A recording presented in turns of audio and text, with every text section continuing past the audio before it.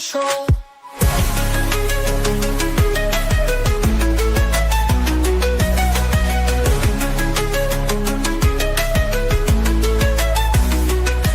Politicians and celebrities make deals behind closed doors, promises broken, and their income soars. Hidden agendas run the grand parade.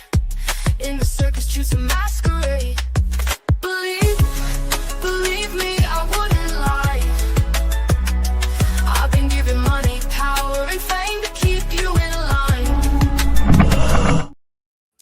Welcome, everyone. I hope you all are having a great week. Today, we're going to be talking about the unfortunate situation of Tom Segura and Christina P.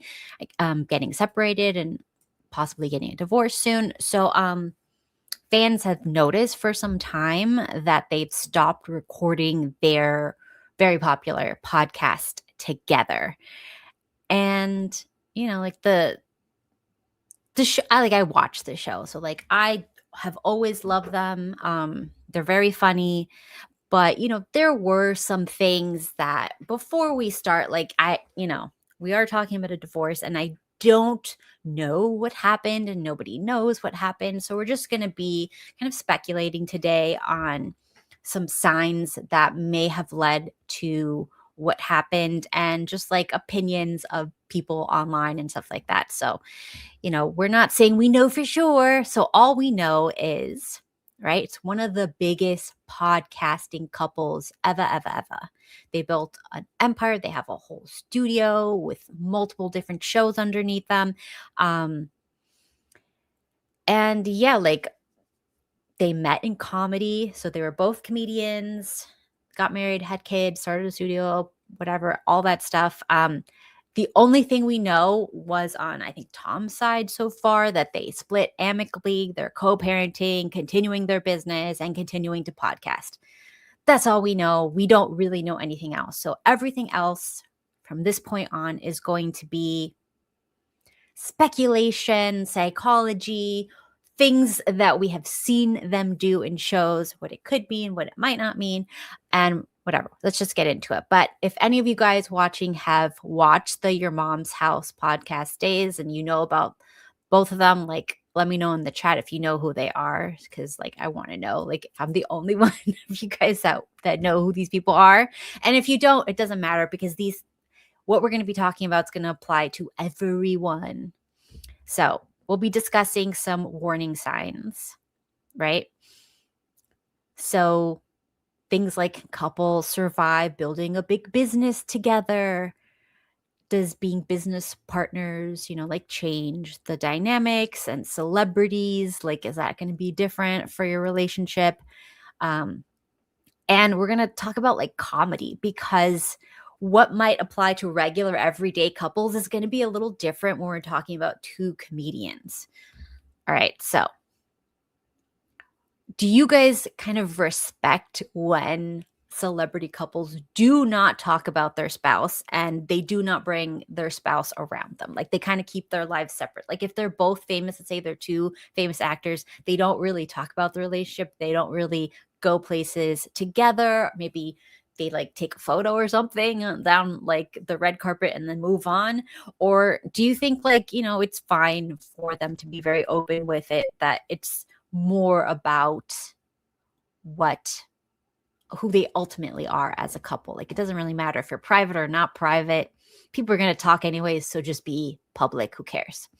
But anyways, so one of the signs that people are more likely to split, like couples are more likely to dissolve, is when one spouse gets much fitter, right, than the other spouse. So I wanted to talk about this first because this is the one that comes up the most, right? So it's like when one partner becomes more physically attractive than the other, does it change the dynamics? So this one makes people uncomfortable because when one person in the couple transform and the other one decides to stay the same, they don't do anything different. Some possible reasons for splits include more outside attention. Maybe like that person who became fitter and hotter never got outside attention. That's the most dangerous part. They never had attention for being attractive, and this is their first time receiving attention for being attractive, that is dangerous. It's different if they were attractive when you met them, they lost it a little, and then they go back to being super attractive suddenly. So that is more chances of bad things happening. The next is more confidence. Something happens when they become more attractive, and now like they went from being very shy and ashamed of showing themselves to like life of the party. They're more confident because they look better. That could be a red flag because that's completely changing your personality. There could be a shift in the power balance of a relationship. Relationships should be relatively even. You can bring different things to the table, but they should be even in value. So when there's too much of a shift and you have certain types of people who are easily distracted, then you can have problems. The next is different lifestyles. You're just living different worlds now. So it's going to affect different hobbies, different friend groups happen. And of course, the self-esteem change is like a real big change. So like the fitness is not the issue. It's whether the relationship, all the other factors can adapt to the new dynamic. So what does the research say? Psychologists often describe this change as a change in mate value or relationship market value, which can alter perceptions inside and outside of the relationship, especially for people who, like if somebody feels they settled before the relationship or feels they never got the chance to explore before the relationship, and suddenly there's a huge shift in their value to be higher, that's when I feel like you're going to have the most issue. So that mismatch coupled with the never being able to explore that because that wasn't an option for you, and you kind of always, let's say you always had low self-esteem or life was like a little bit harder for you, and suddenly it becomes way too easy, that's a problem for a lot of people. So back to Tom and Christina. When Tom met her, she was gorgeous and out of his league, and he won her over even though he was very overweight. They were both broke.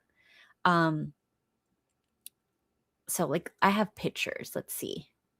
Let me share this one. Okay, so this is like when they were early in their relationship. She's very cute, right? She's very cute. and he's, overweight, but they're both like working on their comedy. They get it together, whatever. Let's see. Here we go. She had also already been on, I think she was on some MTV show before. So she had a little bit of notoriety and some fame before they met. And, this was a very cute girl. You guys can't stop capping. You can't say that this girl is not an attractive girl. She's very attractive. This is a blonde bombshell. So stop pretending that this is not a beautiful woman. She's very beautiful. So, all right, let's see what the interwebs is saying about these people. They are getting divorced. And not for nothing, but Tom finally decided to get his Dalmatian wife when Christina just recovered from cancer and a double mastectomy and a reconstruction in less than just 2 years ago is just par for the course for me. Man loses weight, man obtains obscene wealth, wife gets sick, and then it's over. But I'm not saying that's like the full reason for the split. There's other glaring factors here. One of which being Funny Tom died the day that he snapped his arm in half like a glow stick trying to feel young again. I used to listen to the Your Mom's House podcast every Monday and even paid money for the live uncensored shows. So I say none of this as a hater, but instead as a former fan turned like deeply uncomfortable listener. Just seeing the world get so much darker and then their attitudes also becoming so much more grim and dim and like contributing to that sort of like post-COVID darkness that we were all feeling felt just very unsatisfying to watch after a while. And watching it just get worse as they became more successful and got more money and then just talked about it in such an egregious fashion, it just felt very like and this attitude drove myself and a lot of their listeners away. It It just felt mean for mean's sake with no actual comedy or jokes behind it. Whereas before, like to see like two comedians like that are a couple like and have a lot of wit and good banter like pick on each other, it felt sort of fun and refreshing and like kind of like healthy and normal until you just started seeing them both project their misery on each other and other people week after week. And then when Tom berated that flight attendant and then started calling anyone who tried to call him out. I never saw this before, so I'm going to read it to you guys. I mean, it's kind of crazy. It's kind of mean, but I mean, it could be funny depending on how dark you are inside. Anyways, I don't know like what came first, but let's just read it. Tom says the lowest level poors get upset as they've been trained to do whatever you point out.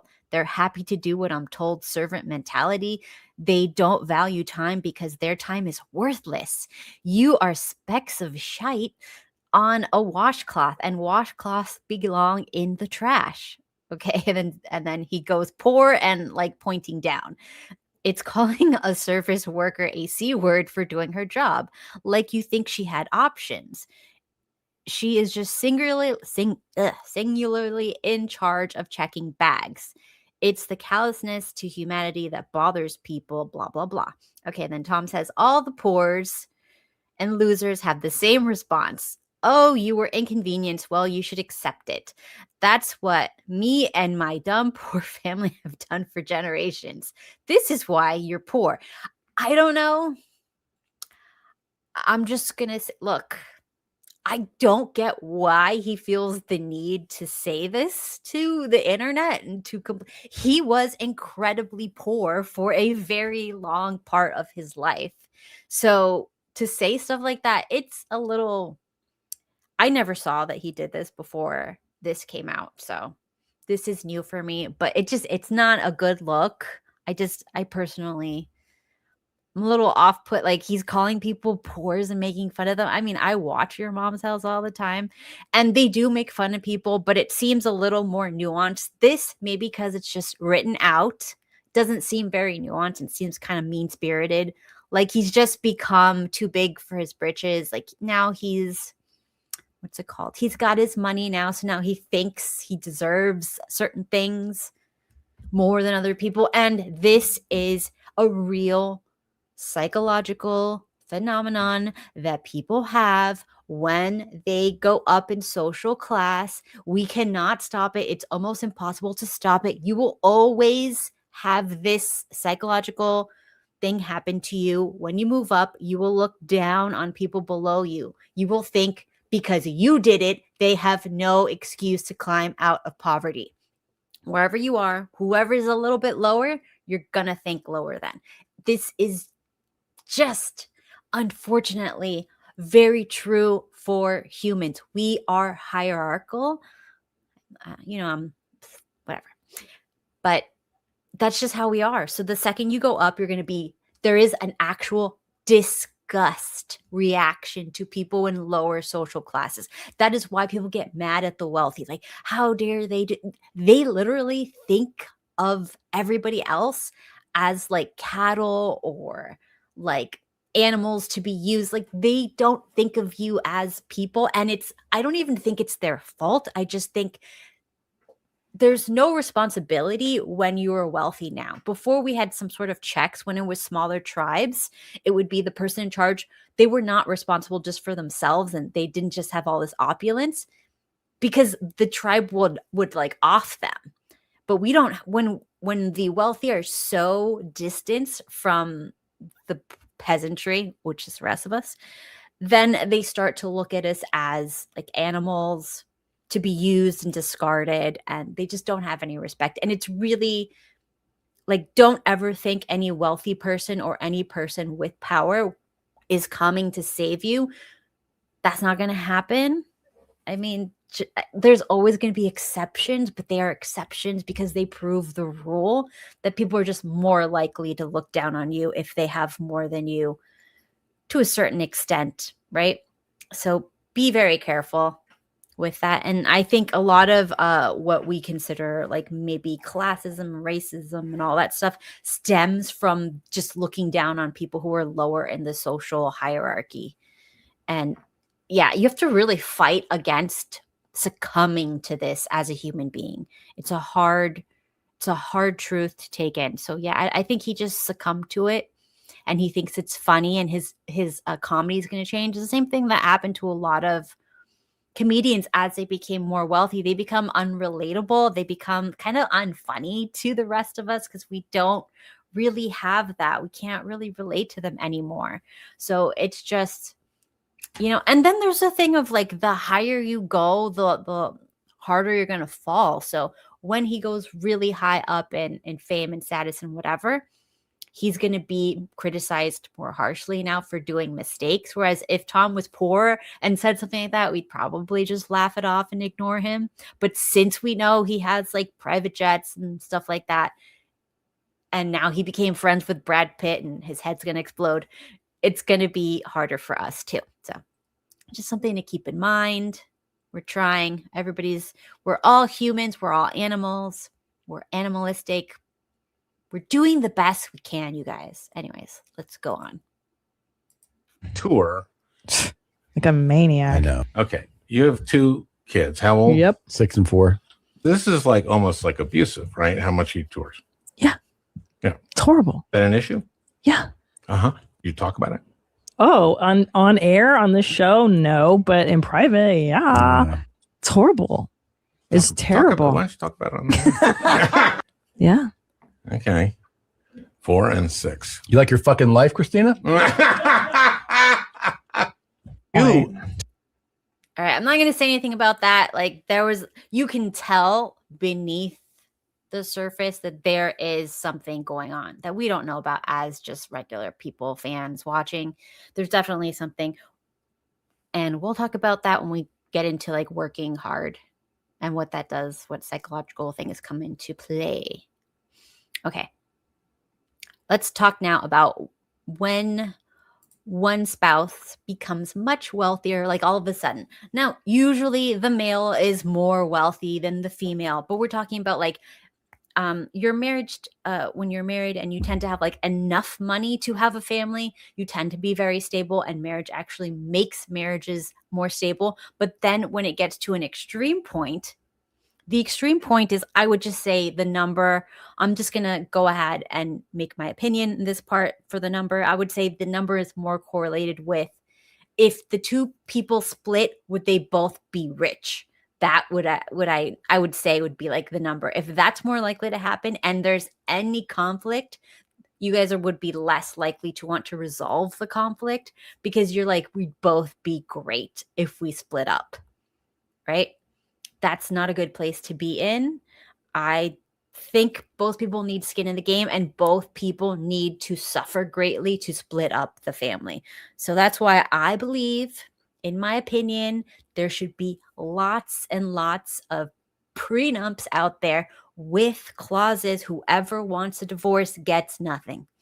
That's all I'm saying. Whoever cheats gets nothing. Whoever wants a divorce gets nothing. Period. That's an extreme thing, but I think it needs to be like, if you want to leave, if you don't want to work on it, if you're not going to try, you don't get anything. That's it. You can leave with yourself. If you really want to leave that much, if there's such a terrible, leave with yourself, or leave with just enough to survive but not thrive. You know what I mean? Like, you want to get the bare minimum, that you're not on the street, you're not homeless, but you're not doing great. That's just what I think. Yes, and I do think it's better to be religious. The problem is, nobody's religious. The people who say I'm religious, they don't go to church. They're never in church. They're like, I'm so religious, blah, blah, blah, blah. But it's more like, and this is just what I've noticed recently, talking to people. It's like, I'm so religious, I believe in this and whatever, but not for me, for my spouse. They need to be religious. They need to have morals and values and all this stuff, but not for me. I don't want any religion. Like, I'm only going to use it against the spouse if they're like trying to leave me. It's just, yeah. And yes, I do believe marriage turned into a way for the government to control people. It was supposed to be for the community to control people, right? Like religion, it was like God was trying to control people, because people, if we have too many options, we become miserable.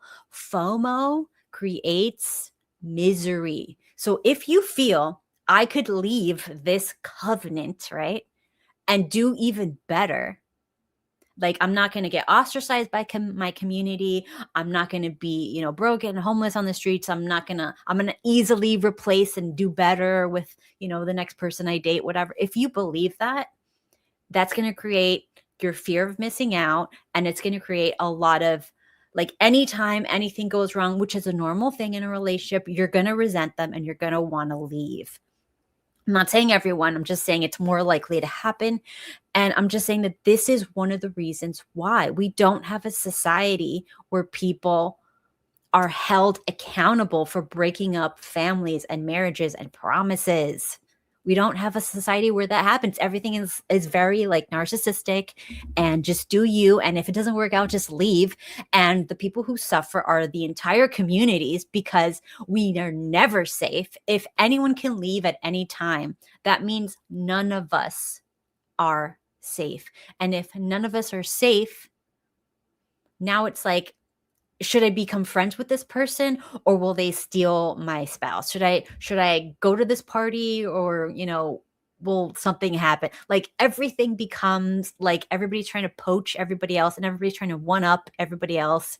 And when you had a society where you were held responsible for your choices, you couldn't get away with that stuff. People would do it, but it would be harder. They'd have to have a family in another country, another state, another place. It would be a lot more difficult to get away with that type of behavior. We've made it like no big deal to break up a family. And we know that this leads to, of course, generational issues because now your kids don't believe in love and marriage. And it turns what should be a covenant into something transactional and something temporary. All right. So when one spouse becomes more wealthy, Christina took a step back so that she can, so that she can take care of the children. So they had 2 little boys. They're still very young. Remember, to a point, then it's going to impact the marriage if there's any conflict and if the value of the people are different. And one of the things that I always say, like if your value could be different, like it's not like you're both hot. That's not the same value. It could be like if this person is very famous, they're funny, they're charismatic, but they're not hot. And then this person is very hot, and that could be a good match or something like that. Like you pick and choose from different categories, but it should be relatively even. Okay, the next one, it's a big one. I am very much against it. This is publicly mocking your spouse. This is strongly evidence-based. John Gottman's research constantly identifies contempt, and that's making these little snide remarks. You think they're so funny, but they're not funny. It's one of the strongest predictors of relationship breakdown. He's famous for talking about the 4 horsemen, which is criticism, defensiveness, contempt, and stonewalling. So contempt is considered the most destructive. Comedy can complicate this, okay? Many comedians will roast each other, but they do it affectionately. There is a difference between affectionately kind of roasting your partner and then using contempt and roasting them and then saying, what, it's just a joke. That is highly also narcissistic. That's a narcissistic trait, to roast your partner in a cruel way that is not very affectionate. And then when they get upset or they feel a certain way, as they should, you say, what, it was just a joke. That is a sign of a narcissist. So that's something to look out for. Okay, so questions when asking, is this just, playful roasting or is this real contempt? Do they both laugh genuinely? So you can tell if the other person is genuinely laughing, but the eyes will laugh too. And when you saw Tom and Christina, a lot of times he'd be laughing and she'd fake laugh. And the audience picked up on it, probably the females in the audience more than the males, but there was a fake laugh. It was a nervous, uncomfortable, she doesn't want to make a big scene, she doesn't want to do anything publicly type of just trying to move on. And And do you balance the humor with admiration? So roasting is totally okay, but there's a line and you have to balance it with constant. I love my spouse. I love when they do this. This is so cute. This is so sweet. They did this great thing for me, whatever. Bringing them up, and then a little roast, right? Or the roast can be like a secretly a positive thing, right? One thing that I do to my husband it's a roast, but it's really like a compliment, is saying like, he's so hot, he doesn't understand a lot of things. Because I'm trying to build him up, like say you're very attractive, let him know I still find him attractive. But then you want to like dig at him a little bit. Oh, you think like everybody's nice because you're hot, something like that. That is not putting him down. There's a difference, right? You can be a comedian and say things that are affectionate and not very insulting and not cruel, but still talk about your spouse. There are ways to do it, but notice when they're not doing it. That's an issue. Okay. And I'm not going to just say that Tom does it. I noticed Ali Wong doing this, and they of course got a divorce too. She's another famous comedian. You guys can look her up on Netflix. She's very funny, but pay attention, because when things change in the relationship, the first special she did, she's in love with her husband. Things are very cute. The second one, things are kind of bad. And then the third one, she's divorced or whatever. So pay attention. Does affection outweigh criticism? The Gottmans have emphasized the importance of maintaining a strong culture in your relationship of admiration and respect. So it needs to definitely be less roasting, less little jabs, and more lifting them up with cute little comments, right? Stop with the mean-spirited things. And the other thing, like, this is just a side note, this is just personally, I've been at many parties where husbands and wives, but like separately, it's usually one in the relationship. So a wife in this relationship, maybe a husband in that relationship. It's never both of them in the same relationship. I would think that if that would happen, the relationship is over already. But when one of them is roasting the other one, and it seems cruel and uncomfortable, and it gets to the point where the other person doesn't even look up anymore at the roast, doesn't have any reaction on the face, like I'm just like, I'm uncomfortable. I don't find it funny. And I notice that like when I'm with my husband and he hears that stuff, like the first time we might like kind of laugh uncomfortably, like we're just trying to like like maybe they're just a little autistic or something and they don't get jokes or whatever. But then the second, the third time, the fourth time, and the spouse is just like not comfortable at all, and they keep going and they're trying to get you to agree with them. There was this one guy, he kept going like, oh, you know how they are to like my husband. He's like, no. What are you talking? No, I don't know. You know how like these women do this and this. And then he's like, no, I literally don't know what you're talking about. And he's insulting his wife, and my husband gets uncomfortable. I'm uncomfortable. We're looking at her like, what is her reaction? And she's just like dead inside. She's not reacting at all. She's just like trying to ignore him. She looks stressed. It's just a very uncomfortable experience for us that are not in the relationship to witness, like, because we're in a good relationship. So when people are trying to bring us in on their bullshit, it's like, we don't really want that. Like, we don't agree. We do not come into agreement with your dysfunction. We're not going to give you guys a way out. So if you're going to insult your spouse to us, like you're doing it to the wrong people. Okay. Cause we're not going to like, you right, bro. We're not going to do that stuff. It's disgusting. It's low class. It's trashy. It's not funny. Like if you find that funny, what you find funny is more an indication of where you are mentally. And I totally understand if you're just going through a breakup or divorce, you're going to find stuff against the other gender that are mean more funny because you're trying to deal with something.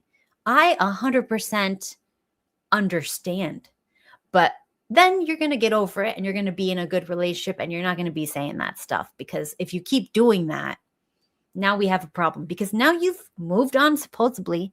Now you're with a good person, supposedly, and you're insulting them.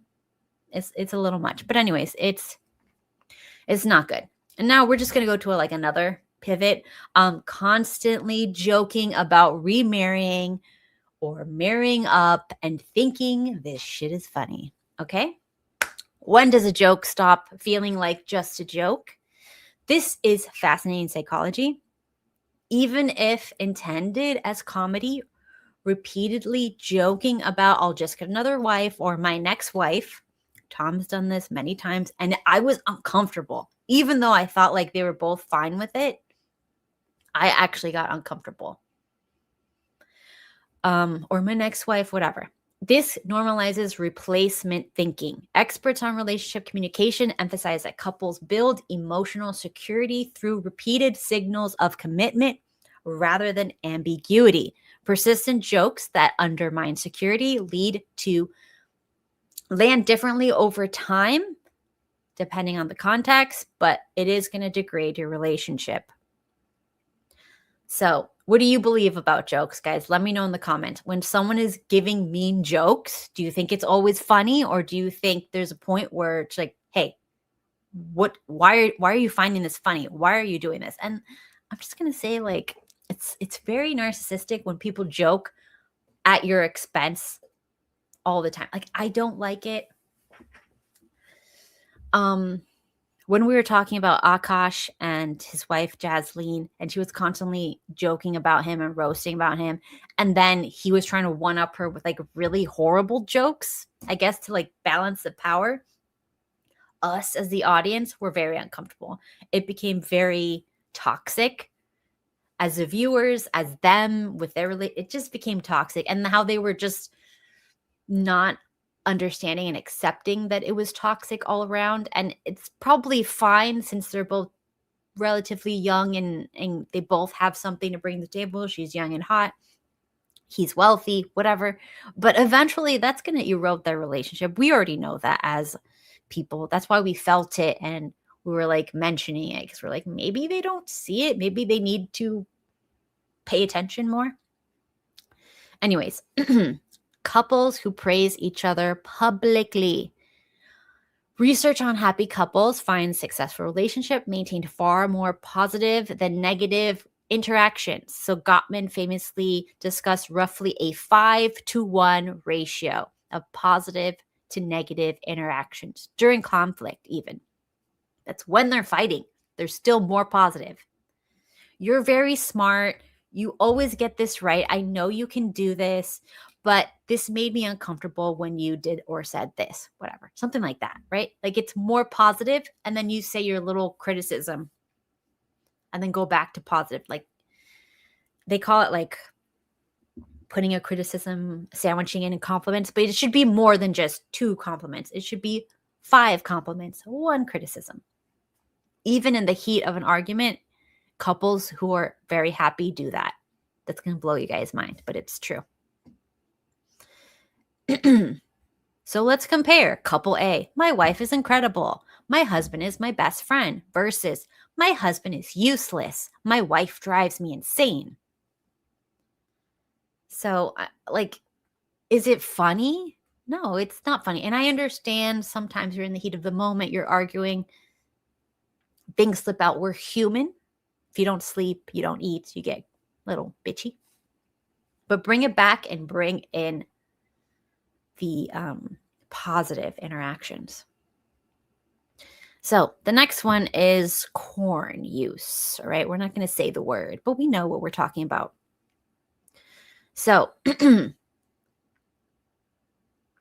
not saying it causes separation, but this is a big issue because it causes the need for variety in men and women who use it. Both, okay? Both. So it makes you less satisfied with what you have, and it makes it harder for you to get off with your spouse. So this can lead to erectile dysfunction or women going to, you know, those books the women read where like there's like vampires and stuff like that. I don't know. I don't read that, but it's like we know that they read the stuff while men look at it more. There are women who look at it too, whatever. I'm just saying that it leads to not being happy with what you have. And he was constantly bringing these type of actors on the show to interview them, especially with Bert, and then asking their wives if they can have like a free pass with them. And it's like a little bit like, you don't do that to a relationship. You're asking for problems. The next, which leads into this, is publicly lusting after other people. More men, of course, do this than women, but women do it too. All right. Normal attraction versus repeated lusting over people. There's a different nuance. Like normal attraction is a beautiful woman walks by. You kind of glance at her and then you look away. That's it. You noticed it. You move on. Lusting over them, which is going to cause serious problems in your life, is you look and you linger. And then maybe you keep making excuses to turn your head, right? You keep making excuses to turn around, check them out. Now you're lusting. You're imagining things with you and them. That's going to destroy your relationship. I'm telling you guys, it's an embarrassment to your spouse. It erodes any emotional safety and it normalizes comparison. You want to know why women are like tearing up their bodies so much? Every time their boyfriends or husbands do this and linger, it's like, oh, I need to fix my face. I need to fix my body. I need to do this. I need to do that. And they panic and they make rash decisions like plastic surgeries, risky. There's like a 1 in 4 chance of getting botched for all plastic surgeries. And I think 1 in 4 chance of dying from a BBL. Boom, like you're gone from a BBL. And yet I know so many women who do that. And when you pry, it's because the husbands and the boyfriends, they're looking at the other girls and they feel like, I'm not enough. I'm going to lose them. I'm going to panic. Now I'm making a bad decision. It's very sad. Please don't do that to people you pretend to love. Either you love them or you don't. Say it up front. Stop torturing people. Okay. The next one is working away, traveling for work, constant touring. All right. This is another strong one with a lot of evidence to back it up. You're going to have less intimacy, poor communication, more loneliness, increased marital strain. And it's not that this causes you to leave each other. It's just that distance creates opportunities and reduces connection. Does absence make the heart grow fonder? That's just like some saying somebody made up. No, it actually, separation creates 2 different lives, creates very easy, like once you're separated physically, it becomes easy to separate emotionally, and that's it. So just remember that. Like a lot of people, they have transactional relationships where it's like, in exchange for money and a lifestyle, the woman overlooks it, but that's not a close, loving relationship.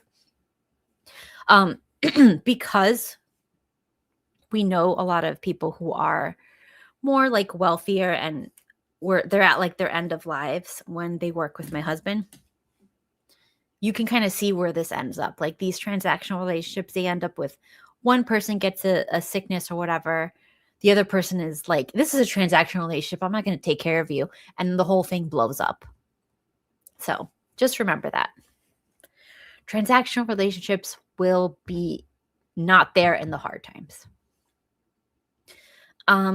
Then, the same thing when women work away, flight attendants, all that stuff. It's going to be the same thing.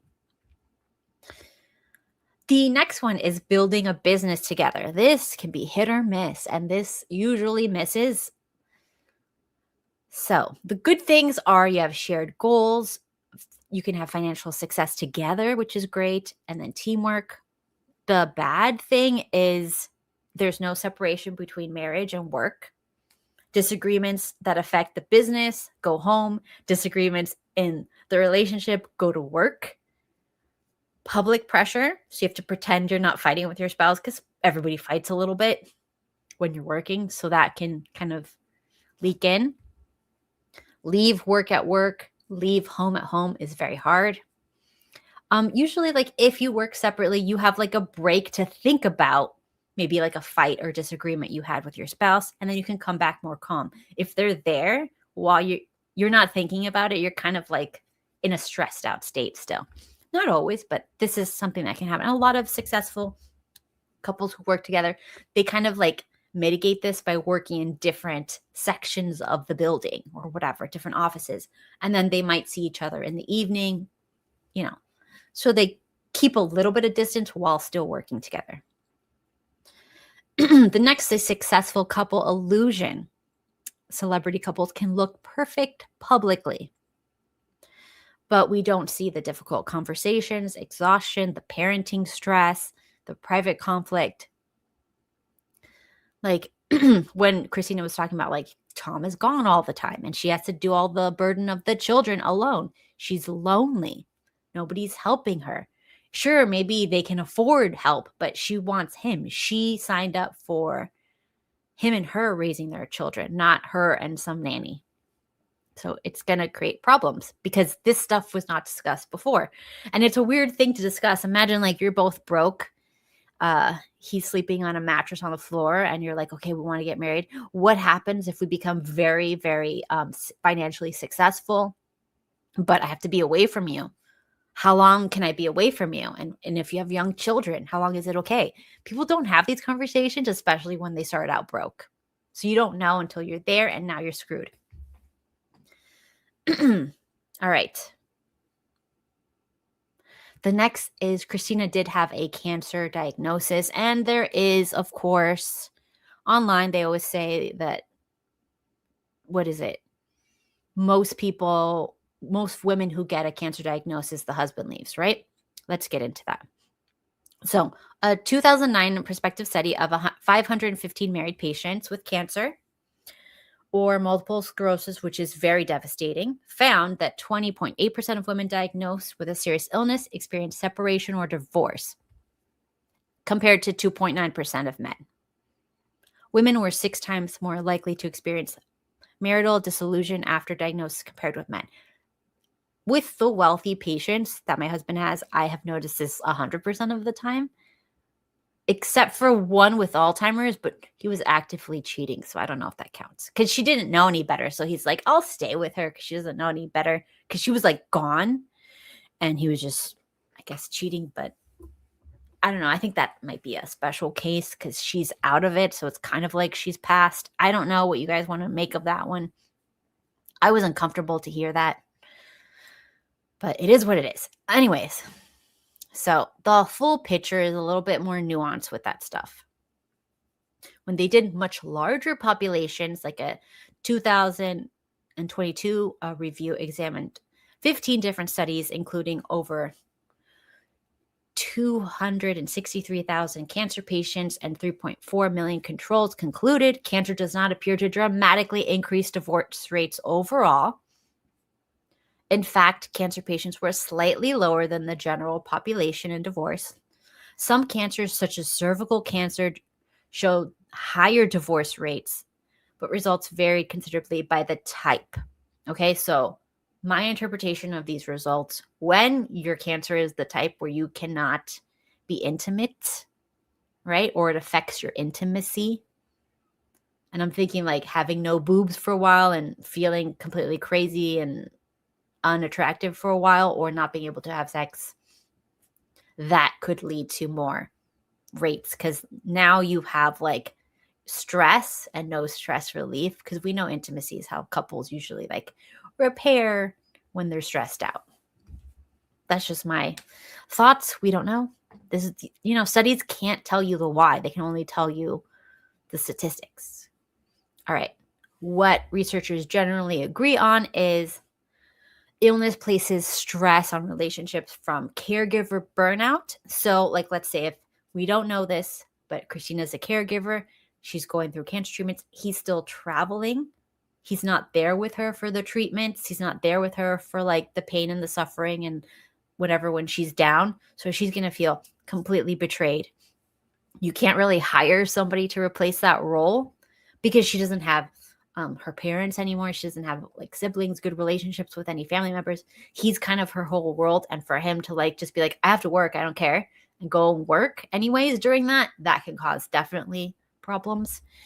So yeah, parenting stress too, having young kids while going through that type of stuff.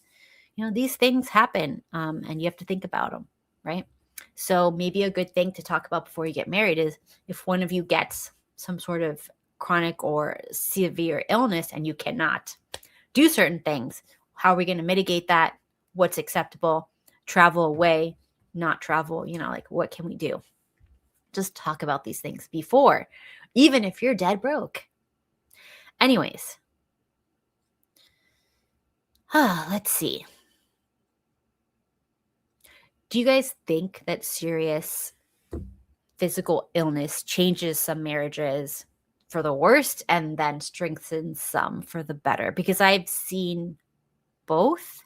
And I feel like if one person in their marriage is very selfish and not there for the other person for the hardest times, which is like when they're in pain, when they're having operations, when they're going through chemotherapy, like if they're like, I have to work, and they use that as an excuse to leave while that person is in extreme pain and really needs emotional support, I could see that being like, that's a top thing.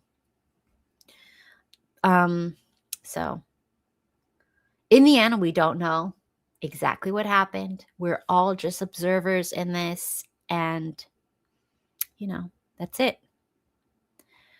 So what do you guys think was the issue with Tom and Christina? Like, just by going through their old videos and stuff and just seeing all those things. There's also like some clips that are going around about him being a sociopath, and he does do some things that are very sociopathic, but it could just be like very dark comedies. We don't know. But let me play you one thing so you guys can see what you think about it before we go. Like, I'm good. Are you good? You giving? Yeah. What are you looking at? No, is that a shadow? Okay. I thought all of a sudden I saw bruising and I was like, oh my God. No. Okay. I was like, oh, wow. You been pushing me around? No, I just thought that maybe you were like going through a cardiac episode or something. Oh my God. Look how happy you were about that. Why are you laughing? You're like, I'm worried you're in a cardiac, and then you laugh? God, you're so mentally ill. God, you're at your happiest when you're insulting me or when I'm dying. Have you noticed that? No. Look how thrilled you are. This is the happiest you've been all episodes. You think I'm going in a cardiac arrest. Look at you. God, you have fucking emotional problems. You okay? Okay, I'm okay. Okay, should we keep going?